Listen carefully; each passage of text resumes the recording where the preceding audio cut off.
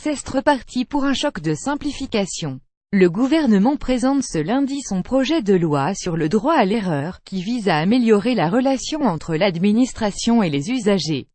Cette ambition avait déjà été mise en avant sous les précédents quinquennats. François Hollande avait ainsi promis un choc de simplification et Nicolas Sarkozy un plan de simplification du droit, avec des résultats contrastés.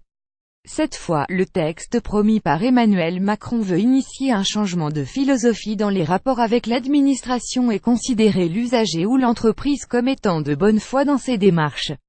La suite après cette publicité initialement attendue fin juillet, ce projet de loi avait été retoqué par le chef de l'État, qui l'avait jugé insuffisamment riche puis confié au conseiller d'État Thierry Tuot et à une quinzaine de députés pour qu'il l'étoffe. La bonne foi rebaptisé projet de loi pour un État au service d'une société de confiance, le texte dévoilé lundi comporte une quarantaine d'articles qui seront présentés d'ici au printemps au Parlement, a indiqué le ministre de l'Action et des Comptes Publics, Gérald Darmanin, au journal du dimanche. Le gouvernement veut son choc de simplification après le budget et le code du travail, le plan climat, à la demande du président de la République. La troisième transformation que nous portons est celle de l'action publique, déclare-t-il à l'hebdomadaire. Le nouveau projet de loi porte une série de mesures emblématiques d'une nouvelle conception de l'action publique pour remettre de la confiance dans les relations entre les Français et leurs administrations. La bonne foi doit profiter à l'usager et à l'entreprise, explique le ministre.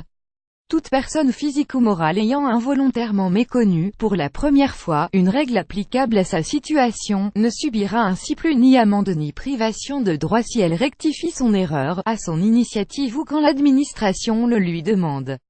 Carton jaune. Parmi les dispositions prévues figure la possibilité de signaler à l'administration fiscale une erreur dans sa déclaration sans devoir payer de pénalité. Les entreprises pourront de leur côté demander à toute administration de bénéficier d'un contrôle, pour s'assurer qu'elle respecte les procédures, sans risque de sanctions aggravées, selon Gérald Darmanin. Autre exemple, l'inspection du travail pourra désormais donner un avertissement au lieu de sanctionner tout de suite, explique-t-il. Le projet de loi crée ce carton jaune avant le carton rouge.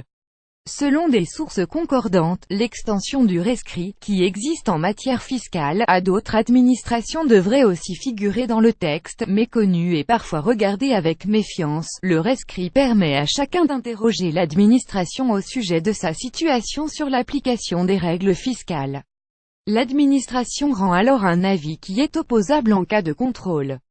Le projet devrait aussi contenir un volet numérique pour favoriser la fluidité dans les transmissions des informations d'une administration à l'autre, s'inspirant du principe du dites-nous en une fois, déjà énoncé lors du précédent quinquennat mais qui n'avait pas remporté le succès escompté, selon une source gouvernementale.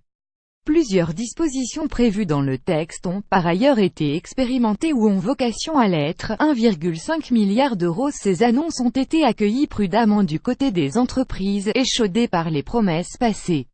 Si l'intention est louable, c'est la mise en œuvre qui déterminera l'utilité de ce texte. Les différents chocs de simplification annoncés à coups de tambour et trompette n'ont pas laissé un souvenir impérissable aux chefs d'entreprise, a réagi la Confédération des PME dans un communiqué. Dans le JDD, Gérald Darmanin a annoncé l'instauration d'un comité de suivi qui se réunirait une fois par mois pour contrôler la mise en œuvre du texte. Nous allons mobiliser 1,5 milliard d'euros sur 5 ans pour former les agents publics à cette nouvelle posture de conseil et d'accompagnement car le changement doit entrer dans les textes mais surtout dans les têtes, a par ailleurs promis le ministre. Avec AFP.